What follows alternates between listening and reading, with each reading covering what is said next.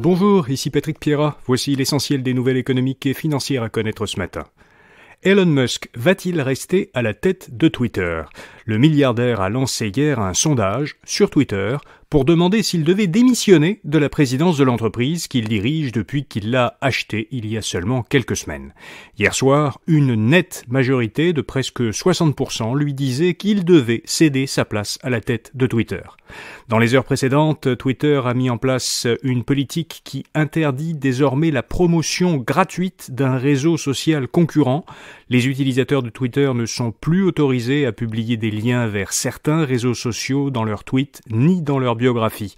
Twitter a précisé que les comptes des personnes qui ne respecteraient pas cette nouvelle règle pourraient être suspendus.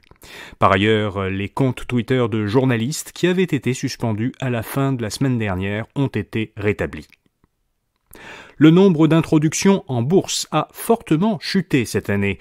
Après un sommet record l'an dernier, le nombre d'introductions en bourse dans le monde a baissé de 45% cette année, presque de moitié. 1333 sociétés ont commencé à être cotées en bourse depuis le début de 2022, selon une étude du cabinet comptable Ernst & Young. La baisse est particulièrement marquée aux États-Unis, où le nombre de nouvelles sociétés en bourse a presque été divisé par 5 par rapport à l'an dernier. Selon l'étude, le nombre d'introductions a été limité par l'inflation élevée, la hausse des taux d'intérêt et la guerre en Ukraine.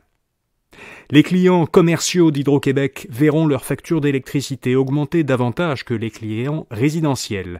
Selon des chiffres du ministère de l'Économie obtenus par la presse, la facture des commerces et des PME augmentera à compter du 1er avril de 6,4% et celle des grandes entreprises de 4,2%, alors que celle des clients résidentiels augmentera, elle, de 3%.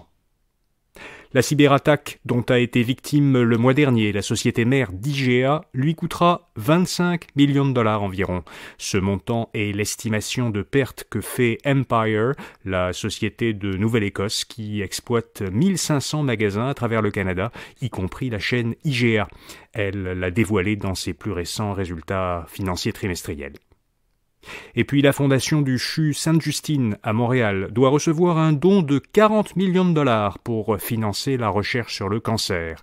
Les donateurs sont Diane Blais et Michel Lantaigne, deux anciens hauts dirigeants de la firme comptable Ernst & Young. Le fils de Michel Lantaigne est décédé du cancer en 1989. Le don sera fractionné sur plusieurs années. Voilà, vous savez l'essentiel. Rendez-vous demain matin pour un prochain bulletin audio Info Bref Affaires. Merci de nous écouter. Bonne journée.